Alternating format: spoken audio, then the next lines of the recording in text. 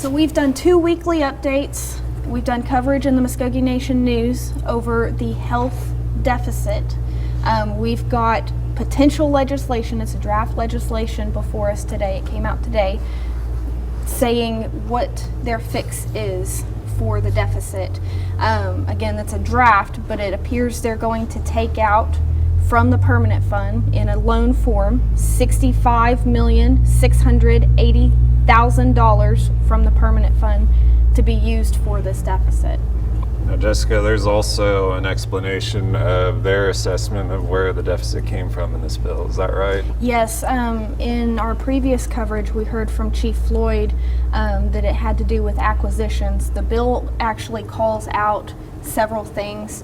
It says that after the purchase of George Nye and the Okmulgee Memorial Hospital, both at the end of 2013, that the health department ran at a deficit.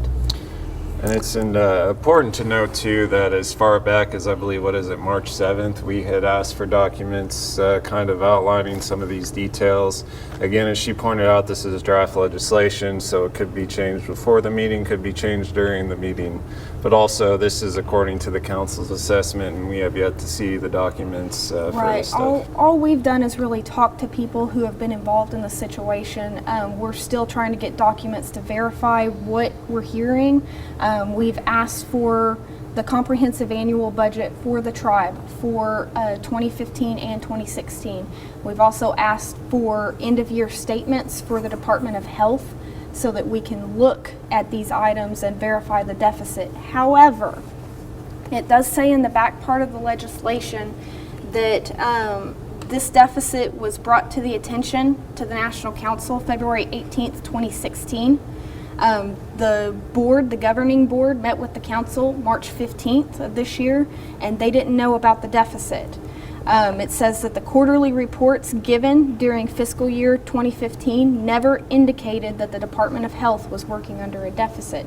So I'm not real sure what we'll see in the paperwork that we've requested. Speaking of deficit, I was looking at the debt that they accrued, that $56 million, that $30 million. And then the total that the Muskogee Creek Nation is asking for is $65,680,000. They're still going to be leaving. I mean, they're still going to be in a deficit even if they get this approved. Right. We're operating. If you add up the figures that are listed in the legislation, the debt accumulated for the Okemah Hospital, the Eufaula Clinic, and the deficit that's mentioned, when you add those up, you get $115 million, and the loan from the permanent fund is only $65 million. Well, backing things up to the opening segments of this draft bill, it's saying that both the Nye Rehabilitation Center and the Okmulgee Memorial Hospital were creators, so to speak, of this deficit that's we've been stuck with ever since. So you have to go back and challenge the wisdom of those two purchases, which were both trumpeted as major advances for healthcare, not only for us in our community, but it's put us in the hole. There's an awful lot of questions here, and we'll have to see what comes out at the meeting. We will be in attendance for that, and it should be open to citizens. The one thing we're not sure of yet is if they're going to call executive session, which could mean a variety of things. Number one, that citizens are welcome to stay, however, we won't be able to report out of that. Or number two, that it'll be tribal officials only, but we're going to be there regardless. Many times you'll find that they call executive session when it has to deal with tribal finances, and so that's why we're not sure if they'll call it. Another thing to note, the meeting is Monday at 6:30 at the council chambers. Now the council chambers is different from the auditorium, so most likely this will not be broadcast over the internet for all citizens to see. You'll have to be in attendance to actually hear what's going on. Yeah, and they could always call the council line as well. What I'm concerned with is, there's going to be a lot of public interest here. That room is not going to be able to accommodate what could be a pretty good crowd who want to raise these questions and start demanding answers and say, how did this, why did you approve these sorts of transactions? Did no one actually do the math and find out what it really meant to the impact of the budget.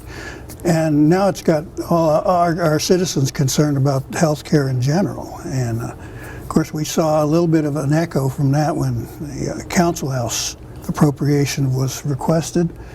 And the council said, no, we want to know where we are with the health care budget first before we spend any money on anything else. So that's how it all became. I mean, that's how it all became known, was from that. And that's kind of like the chain of events is to me, it's interesting because we see the council house funding denied twice last year, I believe. Correct me if I'm wrong. Yeah, I think it was once last year and once this year, actually. And the reason was because health needed money. And you'll see in the legislation that the council appropriated $4.5 million in 2015 for contract health services. So health has already received an appropriation above what they were budgeted for. Yeah, I imagine, I'm not quite sure how this transpired between the branches. You know, they might be an awful lot like us, is that they operate with the information that they're provided or what's in front of them, but this is all conjecture at this point. We'll just have to see what comes out at that meeting. Another maybe interesting thing we need to look at is if they're drawing on the permanent fund, what that really is. My basic, simple understanding of how it's been explained to me is that it's basically a savings account for the tribe. And what at the end of this legislation, it talks about it being a loan. Again, this legislation is not finalized, but what we have in this draft says that the nation will essentially pay a little bit over $8 million a year, and that includes a 4% interest rate for 10 years. So the nation for the next 10 years will be contributing $8 million a year for a total of $8.9 million back to the permanent fund if this draft is approved. Yeah, it's kind of a similar arrangement for how the Riverwalk purchase was financed. They have the kind of the same setup if you look at some of the legislation there, my understanding. And like you said earlier, I mean, this is only a draft, so that number could change. Right. I mean, so that's not like finalized until the bill is introduced. Right, Yeah, right. okay. And I mean, that even Chief Floyd, when I spoke to him the other day, he said that they were still working on an amount.